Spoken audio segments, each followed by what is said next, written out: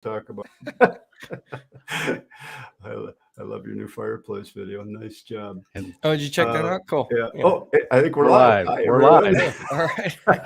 Hey, everyone. Dan here with the Designers Show from Chief Experts. Thanks for joining us. And I'm on today with John Schrader and Rene Rabbit. So thanks for Robin is supposed to be here, so we'll just keep an eye out for her and hopefully she'll show up and join us today because we wanted to talk about lighting. So thanks again for being here. I oddly enough don't have any commercials to talk about today. I don't know, Rene, you can maybe talk about your thing here in a little bit if you want to. Sure. By all means, and people downloading your goodies. Yeah. Because you've got lots of goodies that you've been putting out there. Speak of the devil. Should we do it again? Speak of the devil. All right. There she is, Robin. How are you? She doesn't even. Oh, Yeah, give her a minute. Where'd she go? I'm here. All right, we're having fun so far. Hi, Robin. Thanks for joining us. Robin's camera is lagging. Oh, sure is. Yeah. You're freezing up on us, but hopefully that'll work itself out. All right, so a couple of things I wanted to talk about today, besides getting to everybody's questions. And again, thanks for joining us. I wanted to touch on Matterport. Both John and I have been using the new Axis Matterport tool. Oh, look at that. Is there green on there? Must be. There's a shiny. Oh, weird. It kind of shows through. It's that is really weird. That's the thing about green screen. Here it is. This is the new Axis tool. You mount your phone in the little deal right here, and you can scan rooms. And I'll talk about that here briefly and give you my opinion on it. And John, you've been using it a little bit too. Yep, I've used it for a couple jobs. Yep, and I know, Rene, you have the full-blown Matterport, right? The big camera? I have something similar. Not a Matterport, but yeah. Oh, okay. Mm-hmm. Which one do you have? I have Intel's L515 LiDAR. Okay. L515. Have not heard of that. Interesting. Here we go. Sorry, I just shut something off here. I didn't mean to. Oh, yeah, we're good. Hi, Robin. Are you there now? Really shitty internet today. Oh, boy, you do. What's up with that? Huh? I don't Well, keep trying, Robin. Maybe there you go. Yeah. I'm going to remove her from the stream until she gets that worked out. You got to love that. Restart your router, Robin. Okay, so let's talk about Matterport for a little bit. We talked about Matterport on the show here last year. I think it was last year. Maybe it was 2 years ago already. I don't even know. But some interesting things have developed with Matterport. It used to be you had to go buy a $3,000 camera. And let me see if I can share my screen here. Share screen. It's making me share the wrong screen. Okay, well, I'll just share that one then. So Matterport is a capturing, you can capture 3D models of your house. So if you go to the Matterport.com website, you can look at some of the different products that they offer. The one I want to talk about right now is this thing right here called the Axis. And it's really a nice little tool. So it's got some information here about how it works and how you can purchase it. You can purchase it through, as again, I'm not an affiliate or anything like that. I make nothing on this. So they have three versions. You can just get the device for $79. You can get the device and the tripod for $89, or you can get all two of those plus a year's worth of a subscription where you can store up to 5 models at a time, keeping in mind that when you're done with one of those models, you can archive it and then you'll have one available again. So you can keep them archived and then come, if you need one, you can unarchive it and work on it again and then archive it when you're done with it. So that's really a good price for all of those things. I think, John, I mean, Jesus, yeah, you get this, it's not the hefty duty tripod, but it's really a pretty decent little tripod. And it's really easy to operate too. I mean, Yeah. Going upstairs with it and having to change the height of one leg to make it work. Oh, yeah. It worked great. Yeah. And then the device itself, where you mount your phone in, it automatically will spin around and scan the room. Works very slick. I've only done one scan with it in my own house so far. I was thoroughly impressed with how it worked. So now let's talk about the practicality. Is it something that you should be doing? And yeah, my answer for $149 for the whole package. And I think after that, it's $100 a year for 5 models. And if you want to do a whole bunch of models, it's like $70 a year or something like that. I think that's For 25, is it? I think that's closer to a month. So, I'm sorry, yeah, $70 $80 a month. Yeah, $70 a month, something like that. Yeah. Robin, are you there now? Still freezing up on us? Okay. So this is using your phone's LiDAR? Yep. No, you don't even need LiDAR because I'm using an Yeah. Android. Androids do not have LiDAR. Right. So Only it's Apple. using photogrammetry to get the dimensions? Whatever that means, that's probably what it's doing. Okay. I have an iPhone, so mine's using the LiDAR Yeah. according to what I Yeah. saw on their website. And I have a plan here I can show too. Well, let me show mine first here real quick because I just Okay. did a real quick one. So let me get to this. This is the one I did. This is what it looks like inside your Matterport account. You're going to have spaces. This is where all your projects would be listed. You'll have a dashboard where it tells you a little bit about some things and your spaces. You can have up to 2 users on that $149 package account. And then after a year, it's then on the monthly thing. You can have public and unlisted spaces, so you can make your spaces public if you wanted to. You can also subscribe to and get someone to come and do it for you with the big professional camera, which I did have that done on a project, and it worked really, really well.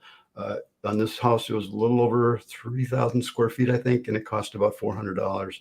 I think if it's less than, I don't know the exact square footage, but there's a cutoff where it was would have been 225 or 250, something like that. So they're in and out in a few hours, and it works well. So it works pretty well. Let me show you the scan I did on my house. It took me about 20 minutes. I just did 3 rooms, and I set up the camera. You hit the button, and you can just zip around. And what it does is you can see the little spots where I had the camera set up, and I took the scans. Each scan takes about a minute. You want to be out of the picture when you hit the button. There's a little remote. You can do it. So you could go stand around the corner and hit the remote to start the scan. But then you can just zip around the room. I did not clean the house when I did this. So, and you can kind of see what you've got here. So this is pretty invaluable if you're doing an as-built on a space. I checked the dimensions, and I remember I have an Android. Pretty good. I was quite impressed. So you can dimension these just by going like this and then click on the space. I can't quite see it. I can do better if I get into it. And this is actually 19 feet. And when I go in and fine tune that, it was off by an inch or 2. I was impressed. It was much better than I thought it would be. Would I use that to do an as-built on a space like this? Probably not. Would I use it to maybe do a preliminary as-built? Yeah, probably. Now, you're going to have to do the as-built yourself. Matterport can offer you DWG files. I can't really comment on that. I don't know much about it. When I tried to do that on the last project, they said they wanted $700. And it's like, what? You're crazy. All right. So they'll give you something called a MatterPak. Yeah. Right. And the MatterPak is, I think, only $50. Yeah, something like that. And that's Possibly. an object. That's an object file that can be brought into Chief. That's right. You played with that a little bit, and we'll have to Yeah. get into that another time. But can you give me a summary of what that is? Give me 5 minutes. I'll pull up a job and we can look at it. Perfect. It'll take All me right. 2 minutes to look at That'd it. be cool. All right, cool. So I really like this. It's much better. Here, I turn the lights on. It's much better to look at things, and you can really walk through it and look at everything. So I could have done my whole house, maybe even about an hour, maybe a little bit more than that. So the cool thing about this is Here's another one this is the one that had the whole house done. Cost $400 to have the whole house scanned. And I've got everything I need about this house. And I used it extensively when I was drawing the as-built for this house. I mean, I could see everything that I needed to see about how things lined up. I could measure heights. I could really get the information I needed. Even if you just got it and did it just to get the pictures, it's worth it, because it's taking time sorting through pictures to see what you can see. Takes so much time, and sometimes it's really frustrating. I missed that what I need by 6 inches. Yeah. You know, and now you didn't catch the edge of that. You didn't catch the edge of that trim or something like that. Right. Yeah. Exactly. Yeah. I know exactly what you mean. Been there many times. So, but so go ahead, John. Let me show what I came up with on one of the jobs that I got. Let me get off of mine. Let's see. Stop. Okay, it's all yours. And I share my screen, right? Yeah. It's a Although I little know different which screen now. I'm sharing. Yeah, it's different than it used to be. There's something going on with the screen sharing. You got 3 tabs now that you have to use. Oh, now I can pick which one I want. Yeah, but you're picking a window now, not a screen, which is different. I'll do this one. Okay, so you can see it? Yeah. So one of the things that I found out using it was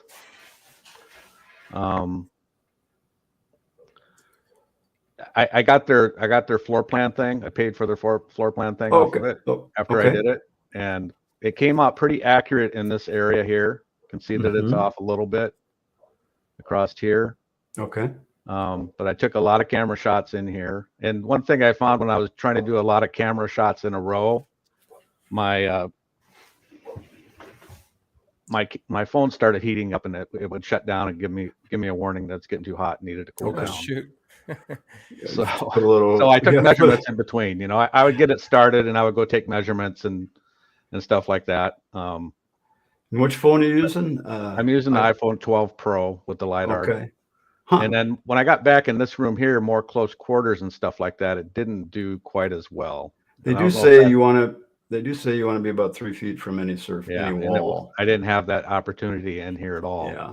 Yeah. So I set the camera there once. I'm not going to show the images of this because I don't have permission from the homeowner, but that's cool. Yeah. Anyway, I set a camera here and I set the camera here, and I think I set it right here in this doorway here. So that's what it came out with this.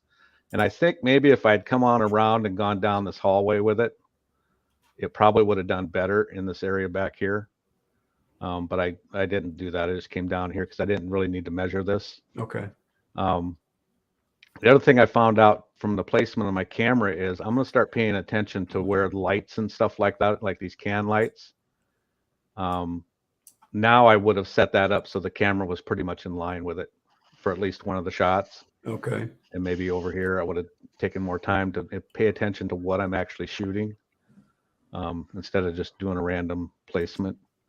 And you can only go like anywhere between 6 and 9 feet away from the previous placement before it'll tell you there's not enough data to line it up. So it does take a while, and it's you know, I did the Matterport a few times by hand. And before the Axis was available. Without the Axis was available. Right. And they say, you know, if you want to do that, just they say to take like a broom so that you can kind of keep your camera stationary. Because you don't want to move it around your body like this. You know, you want to keep the camera in one place. Yeah. And move your body around the camera. Yeah. I didn't find the Axis to be any faster than that. If anything else, it's slower. Because you just can't move to the next position. You can move to the next position faster by yourself than the Axis does it. Yeah, it's a horse piece on that one, I think. But yeah. But anyway, okay. I was pretty impressed with it. Some of the measurements are spot on. One of the things I struggled with was getting the measurement to go across the picture at a right angle to the wall. Yeah, sometimes I'll get the dimension on, then I'll take a different shot on that area more and try to zoom in on that better and move the dimension to the right spot. Sometimes that helps a little bit. So yeah. So that overall, kind of tough, but for the money, I think it's a no-brainer to go do this on your jobs. And it's, let me summarize a project that I did real quick for everybody, and then I'll give you my opinion. But before I do that,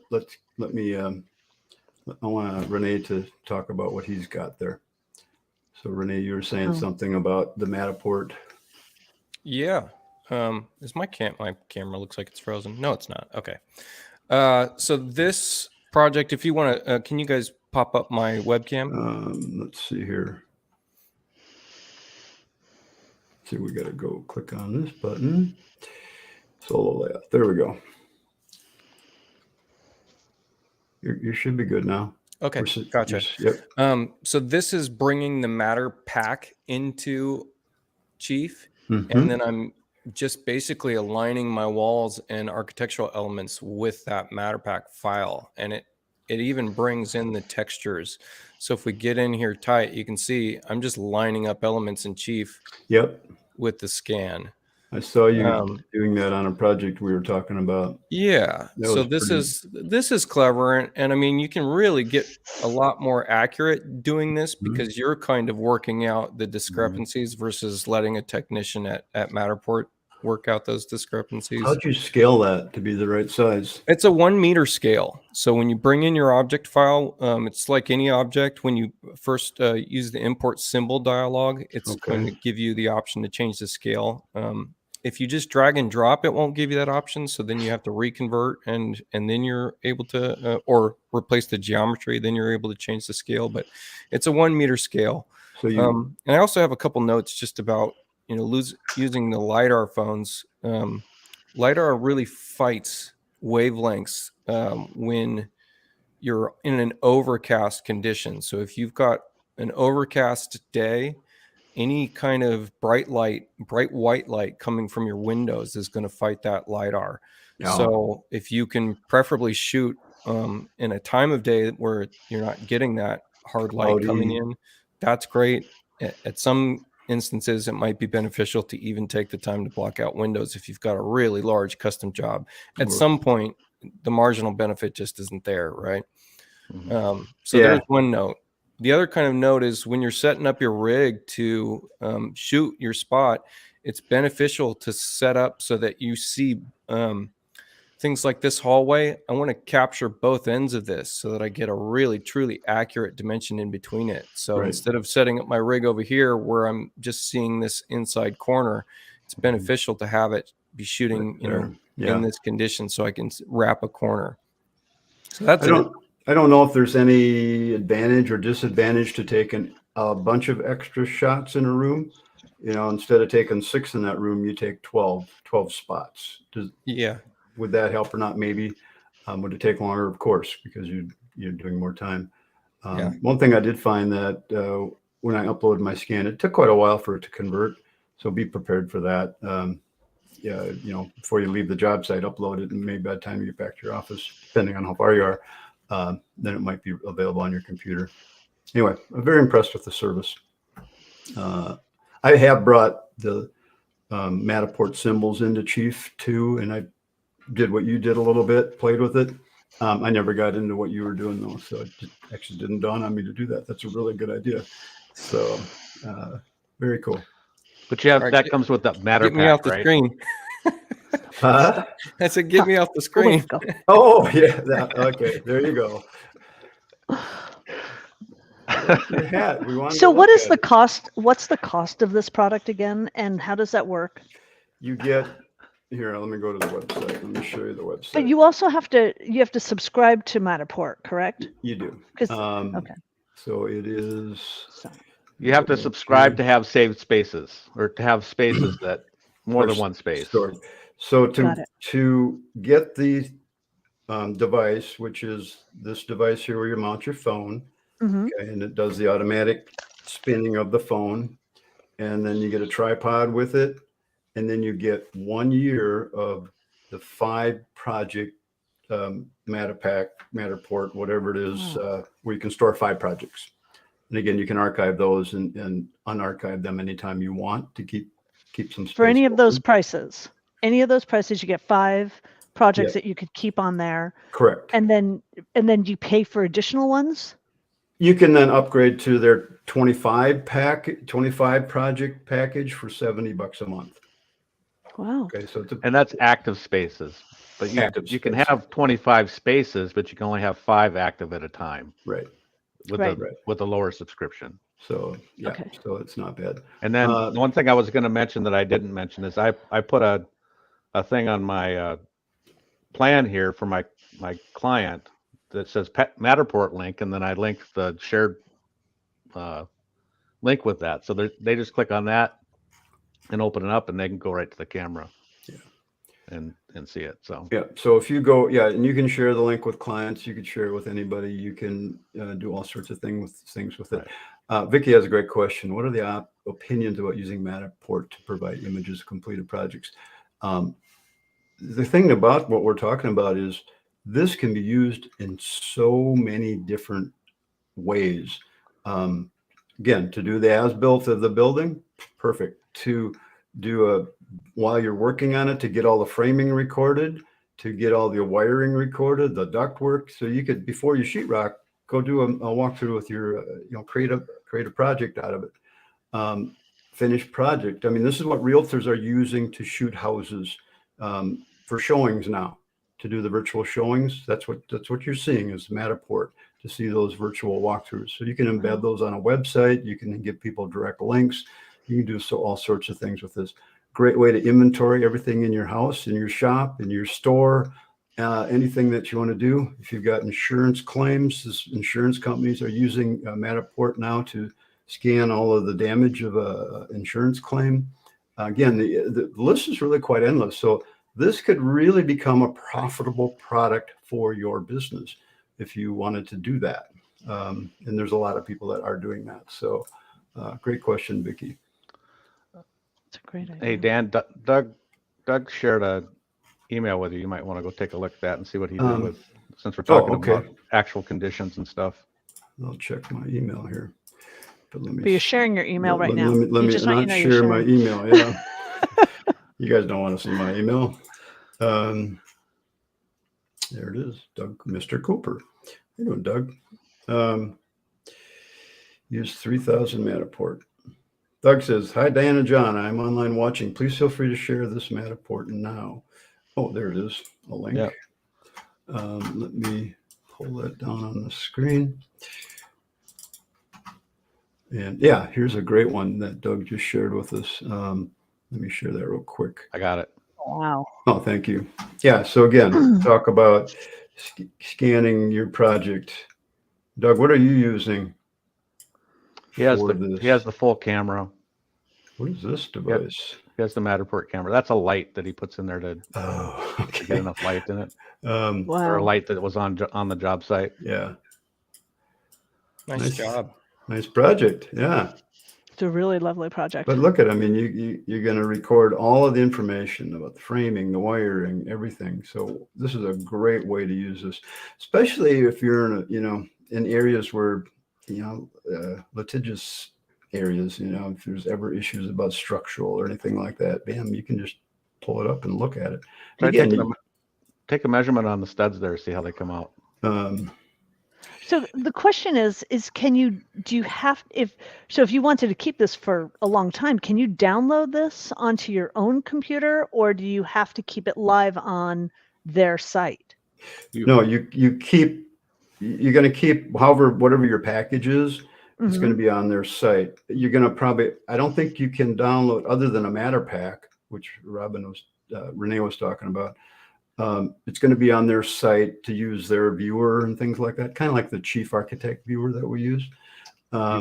Just a quick comment about MatterPak. You can't do that with a phone. You have to have their camera to do the MatterPak. That's right. Got it. That's a good note. Thanks for. I was wondering about that, so thanks for clarifying that, John. Yep. Because their camera is going to do. It's got 9 lenses on, I think, 3 down, 3 middle, 3 up. And it's going to do a massive, it's all LiDAR built in and all of that stuff. So it's going to do a really kick-ass job on all your scans. With the phone, do you know if you can still, a lot of people use the software from Autodesk called Recap to measure these things. I don't know if you can. Okay. I don't know. It'd be nice if you could. I'm looking for something that I could do that, because to me, that's one of the downsides of it is I can't manipulate it myself without them Yeah. processing it first, Yeah. Gotcha. so. Just an FYI, a friend of mine, Rich, who might, I don't know if he's on the call or not.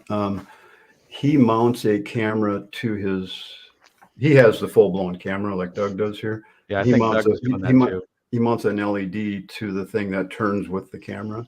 Yeah. To light up the space. So I think Doug's doing you that could probably do the same thing pretty easily here. Get a smaller LED that you could mount on this thing to turn with the camera, with the phone. I think that could work pretty well. Yeah. I think one of the greatest assets from these Matterport scans, even if you can't get accurate dimensions to the level that you need to, what you can get in terms of level and structure and in between structure, you can measure from a floor surface to a floor surface down below, so that you can, kind of figure out what the structure is made of, especially staircases, complicated staircases. Yeah. And you're correct about that, because in that full scan that I had on that one building, I had a couple of posts in the basement, and I was trying to figure out where they were upstairs. And again, that was a project that I hadn't gone on site to measure. I did it all through the Matterport, and I did it all based on the existing blueprints they had. So it helped me see about where those posts were. So it was kind of cool. So exactly what you're talking about. It worked. Now, Rene, we were talking about this last time we talked, I think. Should this be your way of doing as-builts? Something like this, or Canvas? Yeah. Okay. Canvas is the one you can scan the room, taking your phone, going around, and they'll send you a chief architect file. When I compare what I did on this other project, and I'm not going to bring it up, we don't have time for that, which was, I just finished an as-built on a house, 2-story, probably a couple thousand feet, where I measured everything on site, the way I've always done it, my whole career. And it took me 9 hours to measure the whole house. But I know everything about that house. I know where every wall is. I know everything about that house, because I spent my time going through each room, measuring and seeing what's there. I know how the clients live. I know their lifestyle. I know a lot of things that they probably wish I didn't know. But so when I work with them on their new plan, their design, I'm armed with a ton of information. Now, had I gone in there with my camera and I scanned that, and someone sent me a plan. And by the way, I know that I'm within 1 inch of all my dimensions, because that's my tolerance when I do an as-built, 1 inch. So I know it's right. No question about it. Took me 9 hours. Is that a good amount of time? Here, I will show my screen on this one quick, just to show you the size of that project. It wasn't a big project in any means. I kind of have a thought on this, is that, it depends on the architecture of the home. If you know a little bit about the home that you're going to go scan, and the I would time period it was absolutely built. use these apps and these camera systems to scan a shoebox. Mhm. But as soon as you get into some funky architectural, funny Yeah. West Coast homes over here, at least, where we've got a bunch of remodels through the 70s and 90s from these 50s homes, that's when I want to be on site and measure it myself. Yeah. Mhm. And this is a simple house, by all means. Should this have taken me 9 hours? Probably not. But I went in there, and they said they were going to do some remodeling in the back part of the house. And they said I was just going to measure that to start out. And then this same kid said, "Oh, okay, we're going to do the whole house. We like what you're doing." So I'm putting all the cabinets in. I'm putting bathrooms in. I do have to finish the kitchen cabinets, which I have everything for that. I just have to do it. I'm still learning how to use my mouse here, as you can tell. So I just have to put that in yet. And again, I have all the information about that. I just couldn't do it on site that time. But yeah, but the reason why it took you 9 hours is because you were also putting it into Chief at the same time. You weren't just dimensioning it. You were actually drawing it. So you really saved a lot of time, right? Because you would have spent that same amount of time doing a whole house, measuring and doing that. As a comparison, the house where I had the existing blueprints, I had the MatterPak, not the Matterport file that we had the guy scan. I had a ton of information, and that house took me 11 hours to do the as-built for. A little bit bigger than this, but not a ton. But I did some extra things on that one. This plan right here shows a situation that sometimes is challenging with a Matterport scan where you've got some interstitial space. Yeah. And a lot of times it takes being on site to really figure out, in an efficient way, well, what's happening there? Why are these walls not lining up? And you have to go back and forth and say, okay, there's a chaseway here. Yeah. Well, this was actually where the garage used to end, but the owners, or the previous owner and the new owners, knew about this, that this had all been remodeled, and this was a new addition at one point, and they were kind of grilling me on that. Did I find anything down there? Because they knew that this was here, and it's like, yeah, here it is. And so this kind of stuff really works out well. There's a certain lack of confidence that comes with the LiDAR scans, and when you're dealing with a project where a particular part of it you may take on a ton of liability, there's no point in using a scan. Go out there and measure that certain aspect of the home yourself. Right. So measuring on site, drawing it on site on your laptop, spending the time it takes to do it, the best method, bar none. Takes a whole different mindset to do that. Using the LiDAR scans, using the chief files you get from Canvas, again, different program. We'll talk about that another time. Great for doing your preliminary plans, your preliminary estimates, or maybe even your full estimate, depending on how you like to do it. Great. But before you start the job, go back and remeasure everything and make sure that it's accurate, or, you're going to send your crew out there and the whole thing's screwed up by 2 feet and you're going to be really in big trouble. So, so keep that in mind. So there's lots of different ways to use this new technology to make things work well for you. Anyway, go ahead. So for somebody who hasn't used it, I have never used this program. I've never used Canvas. So does it make a chief drawing for you? No. Or do you? No. If you have an iPhone with LiDAR, that's the iPhone 12, 13, you can do a scan just by taking your phone and you just walk around the room and go up and down like this, and you can see it scan. And you send it in, they will send you an as-built of with your chief architect. That's Canvas. That's Canvas. Yeah. Right. Great service, works well, very affordable. Highly recommend it, but you have to have an iPhone or an iPad. Okay. Got it. It's strictly a Mac thing because Android's not doing LiDAR. The Matterport, no, you're just recording what's there. You're not planning from them. Okay. Okay. Well, that sounds great. Yeah. But for the money. Somebody else out there might have a good answer for this question. With my experience, what I did, it won't give me that floor. I can't get that measurement necessarily from floor to floor. Unless maybe there was a loft or something like that, then I could. Yeah, I think that's. And if you're doing a stairwell, so if you measure the full stairwell, then you can pull from floor to floor. Okay, I'll have to try that on one of my jobs, because I did go upstairs. I went up 2 flights of stairs in this house. I'll have to see how it matches out. Yeah. So when you're measuring it as you're going up the stairs, as you're taking your camera around with you as you're walking up the stairs. You scan. You're scanning as you go up. Yeah. Got it. With Canvas, you're walking and scanning. With Matterport, you're setting your camera and it's doing its thing, setting it in another spot. It does its thing, and then. Got it. So. It's an interesting program. It's really interesting. I have not used any of that stuff, but I do smaller projects, so can't imagine. So to answer that question really pointedly, so long as you have line of sight to the lower floor ceiling and the upper floor's floor, then you can measure the distance between. Yeah. Yeah. A lot of times you go down the lower level and maybe the utility room, there's an opening in the ceiling. You can measure the joists, or you pull out a register. I've done this many times where I'll pull out the register from the floor, and sometimes you can bend the metal away from the floor a little bit and stick a ruler down in there, a stick or something. Something I love about the Canvas app, sorry, I kind of interrupted you, is throwing your camera up in the attic space or your crawl space, and you can get structure that way. It's awesome. That part's awesome to me. Well, you can do that with any camera. But just get some light up there and shoot like crazy, take a Yeah. ton of pictures. I've done that many times, and yeah, exactly. But with the Canvas app, you're actually going to get something a little bit more accurate, or even a Matterport too, if you can get up there and spin it around. Yeah, I suppose if you don't know what a 2x4 versus a 2x6 looks like at this point, you're in trouble. Yeah.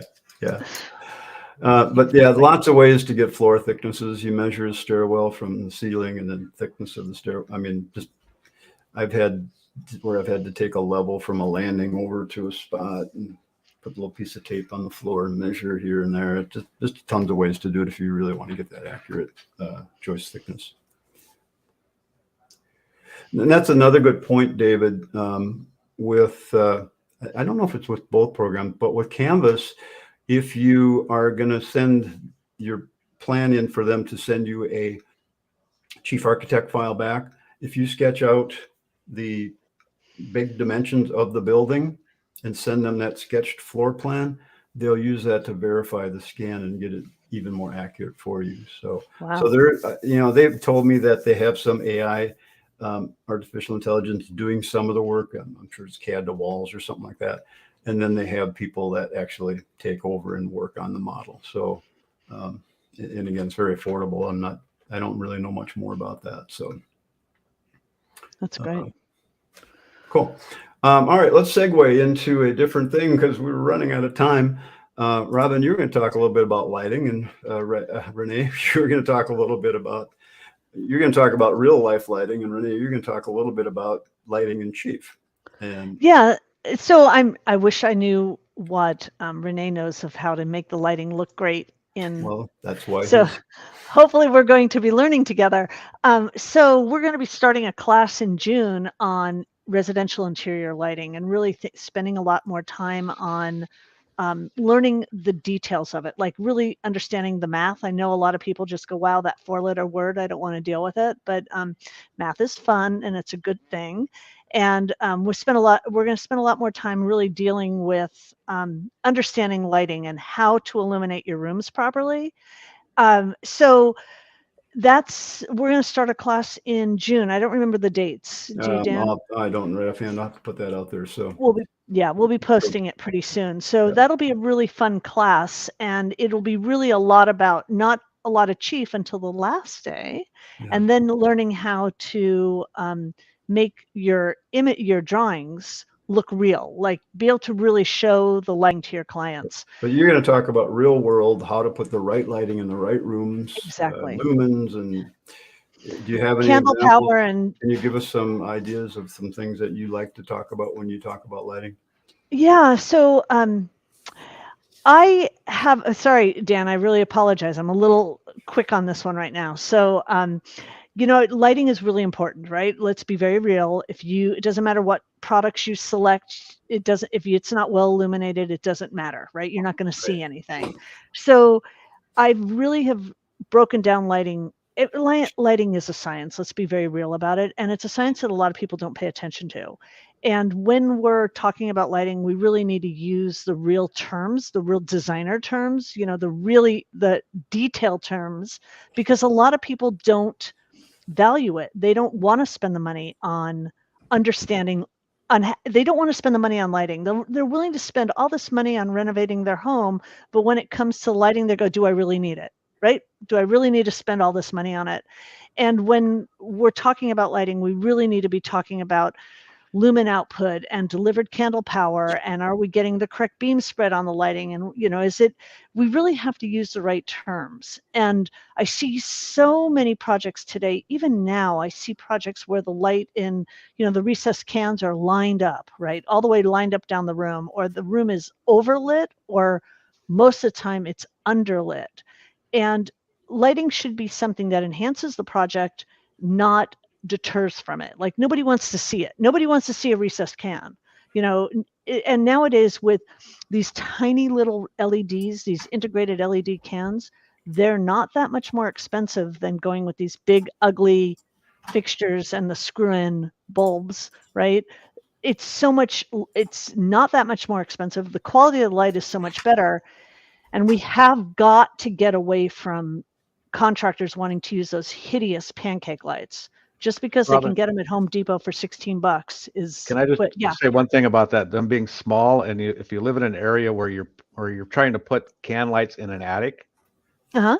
in an unconditioned attic space, and those small ones, you don't have to worry so much about the insulation. So in reality, they might be cheaper than the big hideous Absolutely 6-inch cans. Yeah, and especially in an attic space, you can drop them from above because they're low voltage. So you're just dropping wires and a transformer. You don't have to tear out a ceiling. I'm doing a renovation right now on a smaller project, and they don't want to spend the money on tearing out the ceiling because there's a crawl space we can drop from above, and we don't have to put in insulation issues. Right. You're so right. There's so many ways to enhance your project by understanding lighting. I was on a call this morning where we were talking about art and buying art for a project. And when all these designers were talking about, buying art and all of that, and I kept going back to the concept we need to think about is if you're going to hang art on a wall, you need to have lighting for it. So like right now I'm in my living room and you really can't tell that I have really good lighting because it's dark, it's raining here.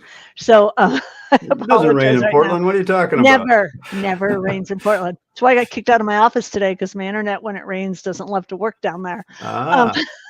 So that's why I'm in the house.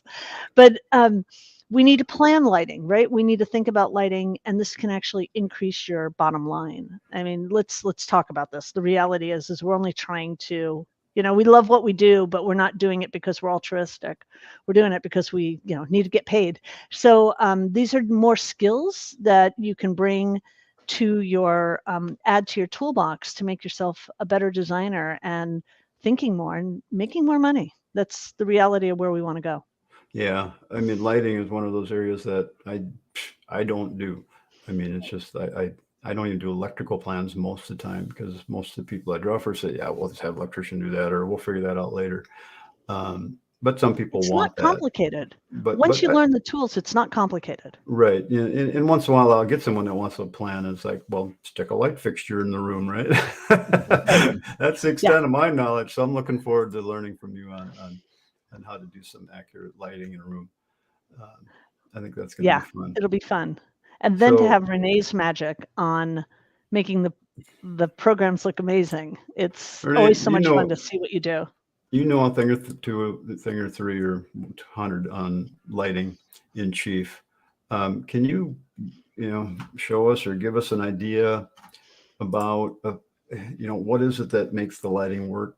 What doesn't work? I mean, do you have any tips for us on that? Let me do this. There you go. Are you muted? Muted though.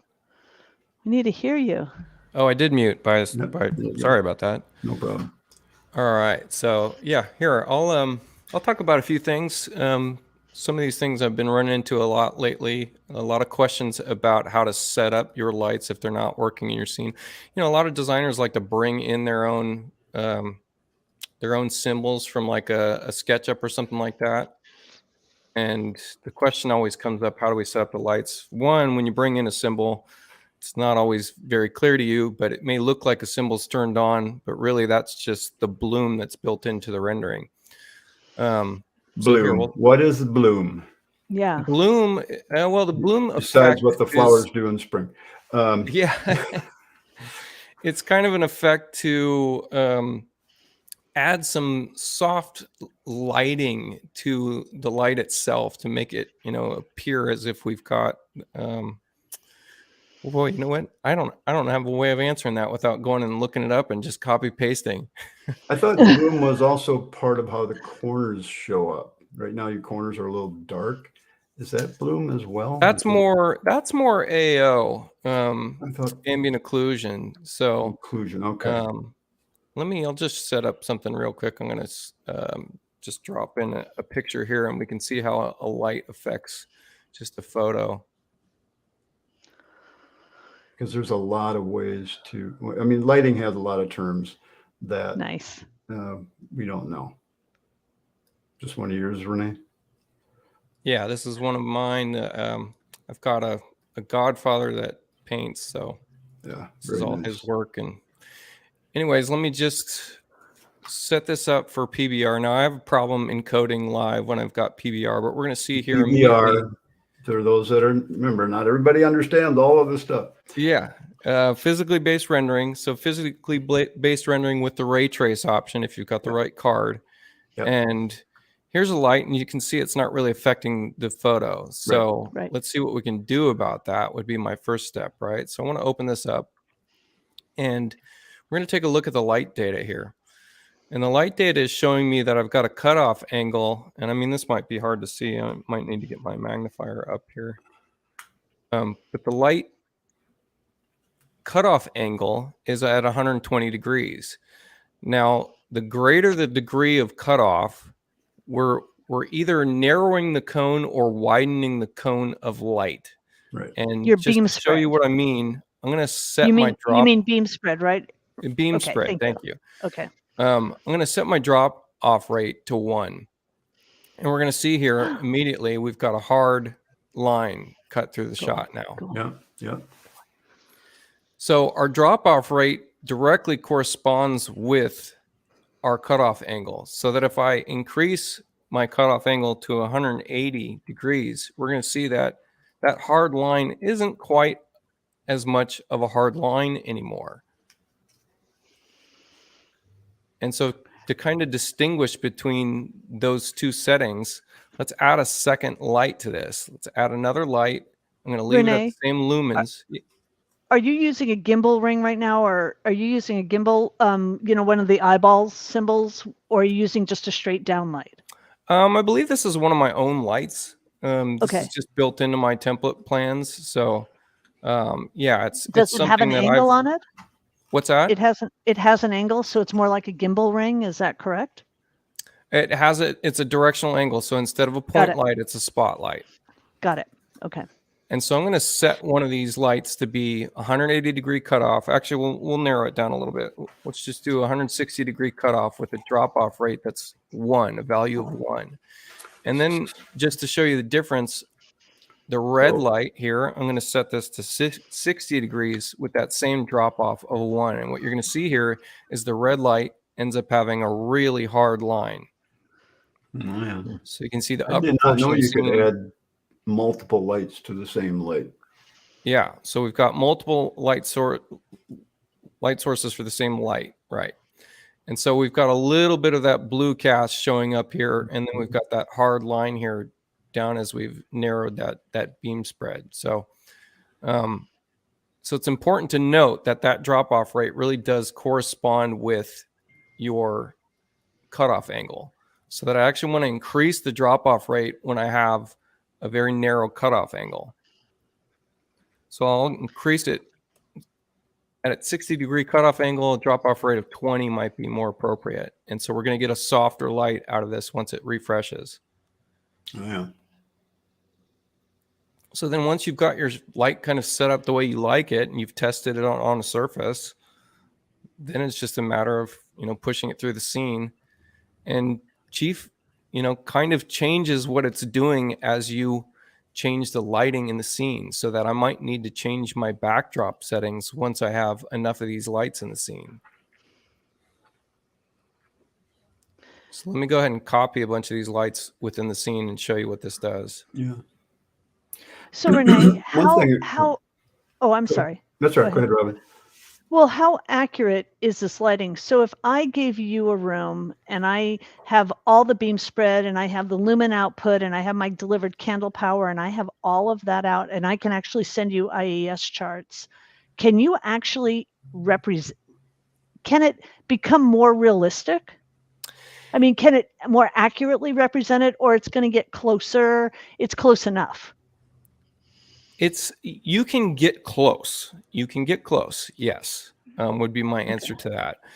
You can fake IES profiles. They're not going to be true IES profiles, but you can.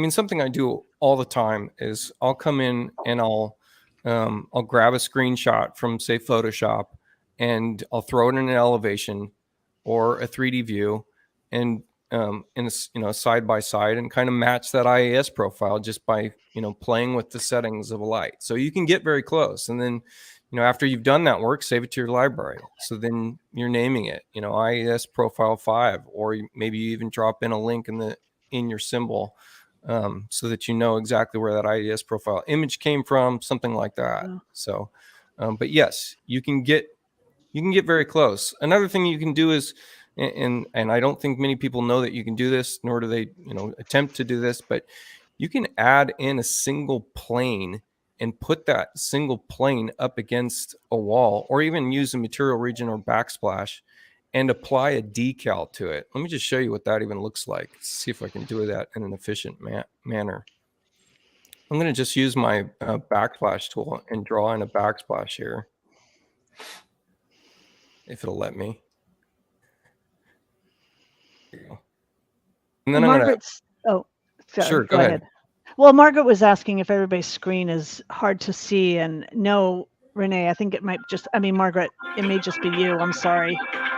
Well, it might be just this stream. The stream likes to compress these, videos down quite a bit, but I'm going to change the material, my backsplash material, and what I'm going to find instead is a PNG based file that might just be like a grunge file. So I've got a bunch of different files that might be applicable for this, but any kind of grunge file or anything that has a transparent background you can use, so that if we're dropping in something that's partially transparent, let me see if I can find something that works here on the fly.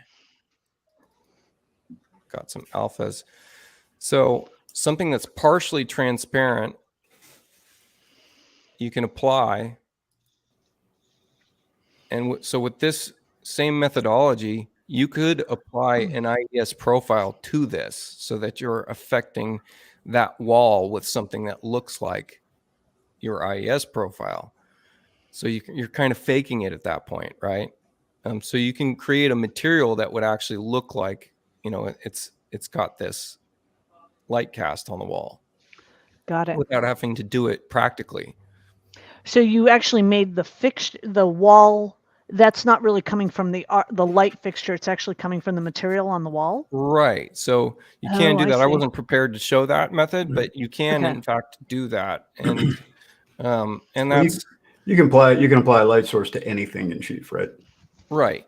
Yeah. But this is more about using a texture that might even have some emissivity to it, to kind of fake a particular profile that you may need. So there's all kinds of funny tricks to get your scene to look right when your scene's not just doing what you want it to do. One of the simplest things I've found to get my scenes to look a little bit better is to replace Chief's glass with just a material and turn the transparency down a bit. So if you hit the material picker on the glass of the window, it's kind of a stupid thing. So what did you do there? Oh, you're back in your regular, you're not in a PBR anymore, right? Yeah, this is just regular. It's tough to stream while I'm doing the live stream and doing that at the same time. It likes to spin all my fans up. What are you running for screen resolution right there? You must be are you at 3000 or something? Yeah, like it's a 2K or something. It's like the 1440p, I think. Oh, okay. So it's not too bad. Someone asked what graphics card I have. This is a 3080, but it's the mobile. So it's probably more equivalent to like a 3070. I suppose. Yeah. That's right. So if you just click on the material picker and click on the glass of the window. So that's just, I think this is the default glass that I've got here. Which looks nice in. So if you just go to the preferences. You're talking about turning this to a general and then changing the transparency. Exactly. And that works for me. And I'm running RTX 3080 Ti and right about there. And then when I do a PBR, it comes out much nicer. And then doing a backdrop does help too. Well, you're not going to get the same reflections out of that. I'm more about the lighting than reflections. Okay, so gotcha. I understand exactly what you're saying. But if I'm shooting the kitchen or something like that, I'm not so concerned about the window reflections. I don't go quite that. Here's what I would tell you, Dan, is switch it back to your transparent glass, but in your rendering technique options, just turn off refraction. Okay. And And refraction is that. Yeah. So under physical based ray trace, you've got that refraction option to turn off. We'll give that a try. The other thing you might want to do if your glass is acting up on you is change the index of refraction. So a lot of times if I want to see through my texture a lot more and I don't want all that kind of bubbled, crown glass, I'm going to change that index down to something like 1.05. Okay.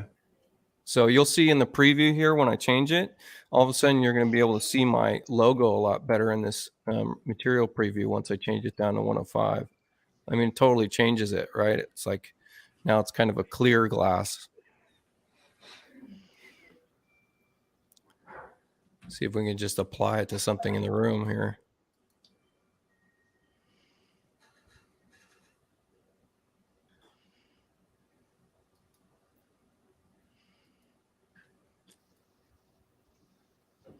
So now it kind of like doesn't have as many reflections. You see right through it. Okay. How would that affect the window there where the sunlight's coming through it so bad? So you don't really notice the change in Windows. I mean, you can always make a copy of the material, but doesn't really affect it so much. I mean, and when I pull a camera outside, I'm immediately going to have to change the backdrop settings to be way, way higher. Yeah, the brightness. Wow. Yeah, I've had reasonable luck with that, so I'm still learning. I've never been a super duper rendering guy, but with the new stuff in Chief, I'm really having fun with it. I'm really liking it. So if I can get nice renderings for my clients without spending any extra time on it, I will do that. Yeah. But at this point, I'm still spending extra time on it. So it's just, I'm learning. It's all good. So Rene, we got a couple minutes left. Tell us about your fireplace. Fireplace. I've got fireplaces. You do have fireplaces. Why don't you tell everybody about it and tell them where they can get it? Well, they can go to my website, rabbitdesign.net, and I have a shop now available, and I've got these fireplace tools that are just, I'm having way too much fun with them, honestly. You are just becoming the cabinet guru of the world, dude. I tell you. Figure out I've been looking at your kitchen toolbar because it's been on my list to buy this week. So it looks quite intriguing. The kitchen toolbar is a great set of tools. I mean, that's one of those ones that I can't deal without it now that I have it. And it also feels like, I told someone in an email today, it feels like you got a cheat code or something. Like it shouldn't be this easy to draw up kitchens. So right. The fireplace tool it comes with 7 base cabinets and then 5 example cabinets. These are just cabinets. So they rescale and resize, and it requires that you have a door behind them with no casing. Right. What's your URL again? It's RABBITT design.net. Oh, net. Oh, someone else. Yeah, I'm on the net. I know. I couldn't talk the woman out of the .com. So yeah. Well, at least we're not for the right price, right? So these are just cabinets. They're built out of cabinets. You made a comment that you have to put a door behind it first. So you have to put a door on the wall first. You turn it into a doorway, or do you turn it sideways, or you just shrink it down? What do you do?